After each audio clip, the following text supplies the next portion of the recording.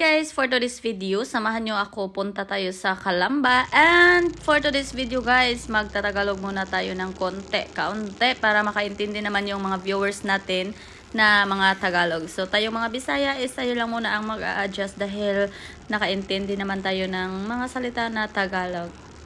So ngayon ay nagbabiyahe na ako papunta ng Calamba. Dito na ako sa Landing, Barangay Landing. So maaga ako ngayon guys, mga alas 5 pa to. So dahil andito yung in-laws ko, Papa Doming at si Mama Nining, kaya maaga tayong pumunta doon sa market sa Calamba para bibili tayo ng bibingka at saka mga kamote at kahit ano-ano pa para may madala naman silang mama pasalubong sa Surigao. Tara, samahan nyo na ako, mag-drive muna tayo.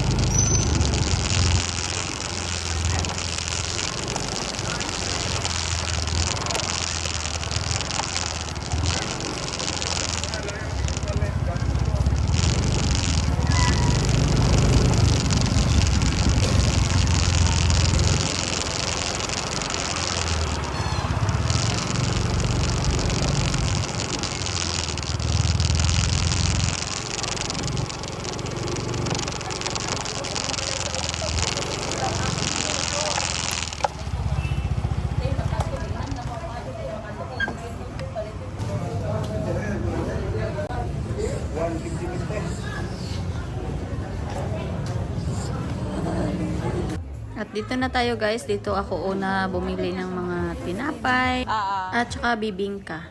5 na call. 5.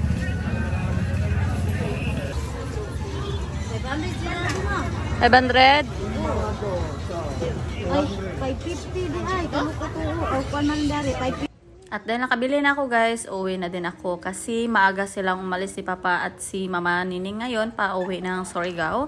So dito pala ako nakapark sa bagong market dito sa Calamba, Misamis Occidental. Tara, samahan nyo ako, pauwi na tayo.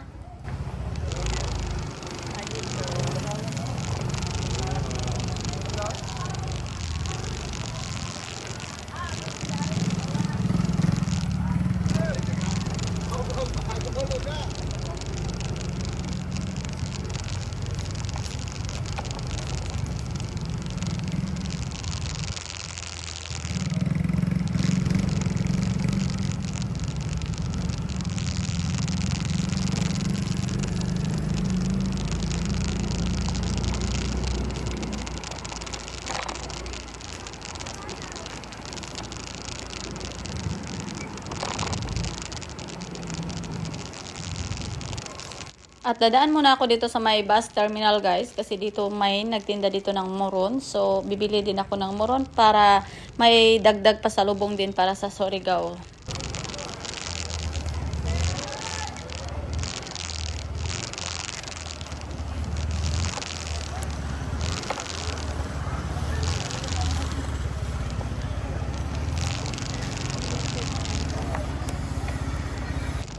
At dahil nakabili na ako guys at yung pagbili ko hindi na ako naka-video guys. So ayan ito.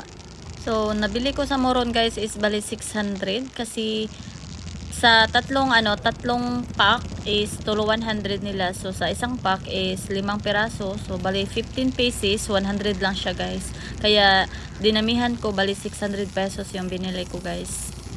Dahil malapit na mag-alas 7 guys, so uwi na talaga ako dahil magsisimba pa kami sa Balyangaw. Mag-attend kami ng second mass guys. Tara, samahan niyo ako sa aking pagbiyahe.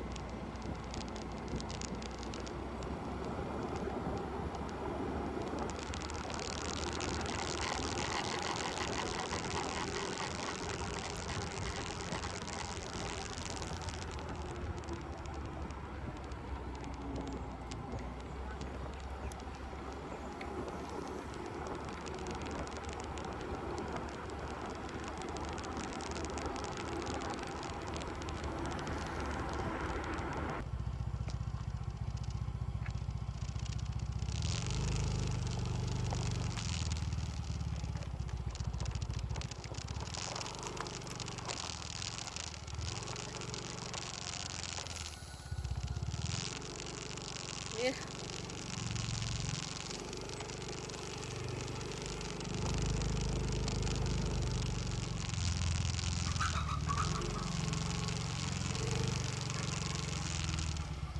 Finally guys, nakaabot na ko. So ayan ako. Gulat sa. At ito na yung mga nabili ko guys. At yan lang guys. Salamat sa inyong panonood. And don't forget to like and subscribe. See you sa next vlog. Ingat everyone and God bless.